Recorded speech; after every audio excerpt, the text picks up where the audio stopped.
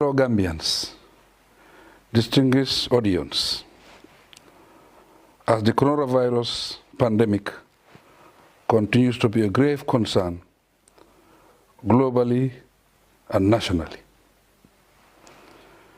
my government continues to remain vigilant and steadfast in reviewing and intensifying measures to prevent, contain, and manage its spread within our borders. In less than 2 weeks after my last address to the nation, the situation in the country has changed. As confirmed by the Ministry of Health, so far, more than 30 tests have been conducted.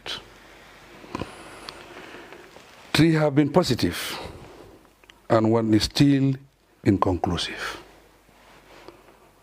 Only 1 person among the confirmed cases in the country passed away.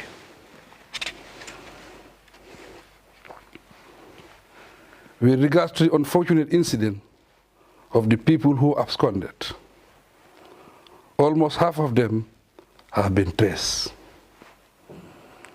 The public is advised to report any person who has escaped quarantine and to be aware that hiding suspects who pose a threat to public health is contrary to the laws of the land.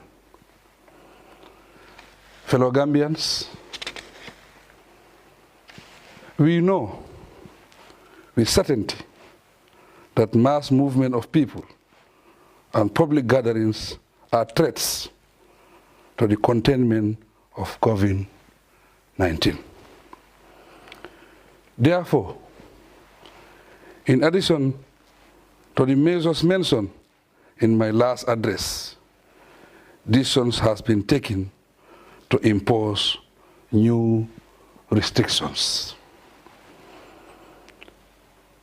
To curtail our exposure to infection through close interactions, my government has taken the decisions to scale down government operations.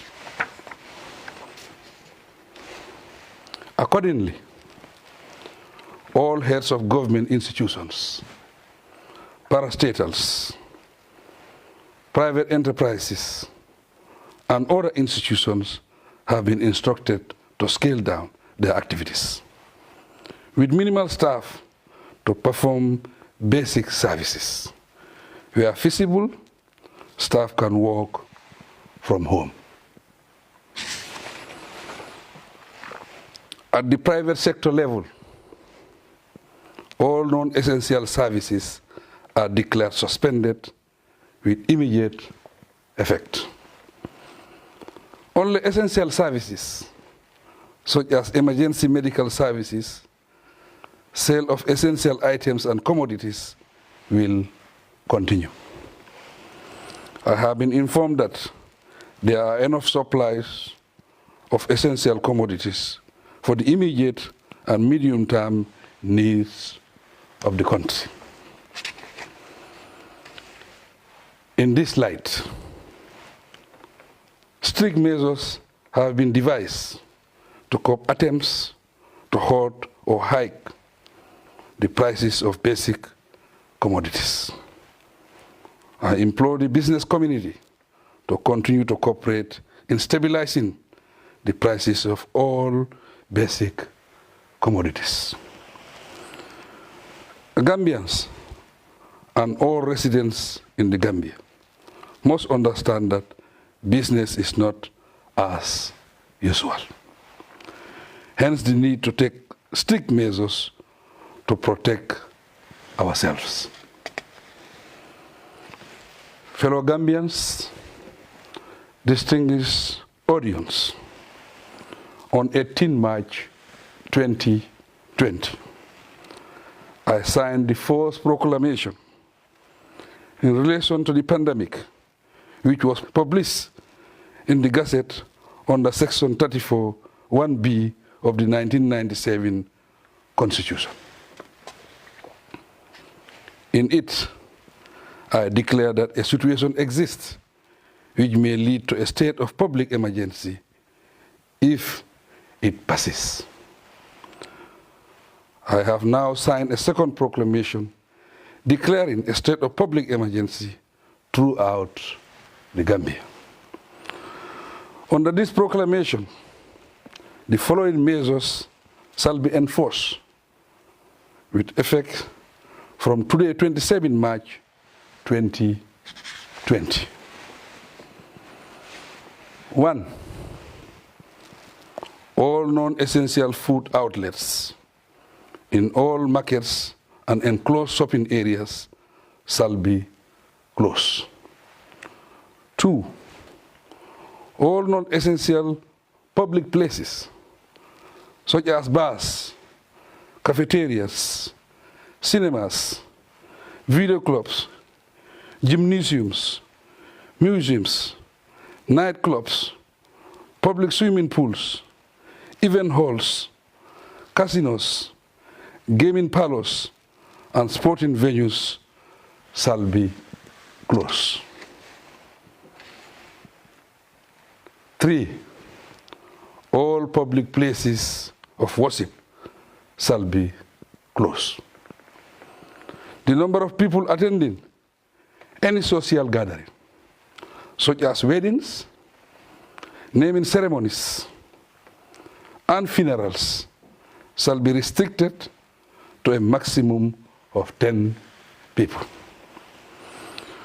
All public transport shall carry half of the total number of passengers they are allowed to transport by law.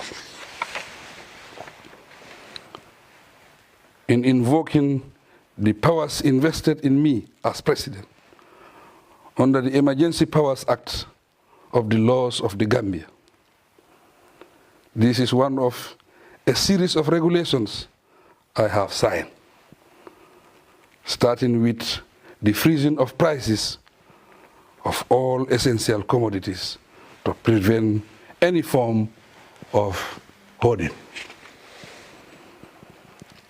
Already, an essential commodities committee has been set up to monitor and enforce these regulations.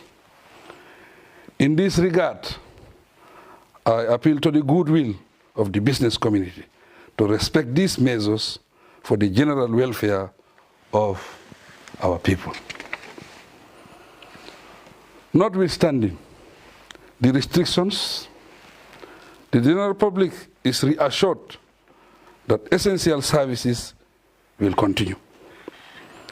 These include services provided by banks, petrol stations, traders and vendors in food and basic commodities, in the markets, supermarkets, and corner shops.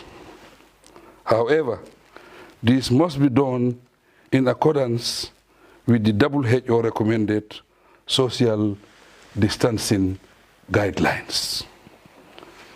Fellow Gambians, my government has approved a $500 million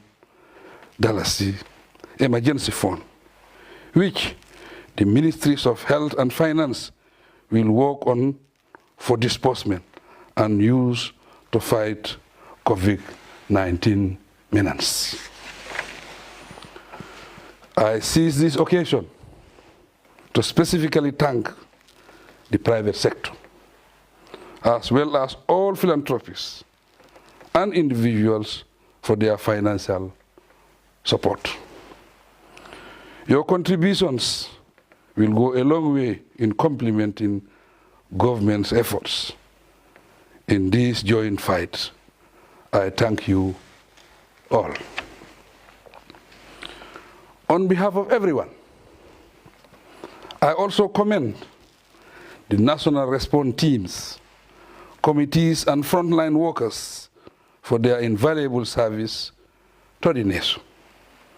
While my government continues to take leadership to guide the entire process, I extend deep appreciation to the wider community including religious leaders, civil society, all Gambian citizens and people living in the Gambia for their cooperation. In a similar vein, I call on all political party leaders and civil society organizations to work with my government in the fight against the COVID-19 pandemic. All efforts and cooperations during these trying moments are appreciated very much indeed. Once again, I urge all of us to take the pandemic as a serious threat which requires all our collaborative and cooperative efforts to overcome. Let us cooperate fully with the health and security authorities so that measures adopted to stop the spread of the coronavirus can be effective. This implies maintaining high personal hygiene standards that include regular hand washing, avoiding handshaking, observing social distancing, and all other regulations and measures necessary to fight COVID-19. Long live the Gambia. I thank you for your attention.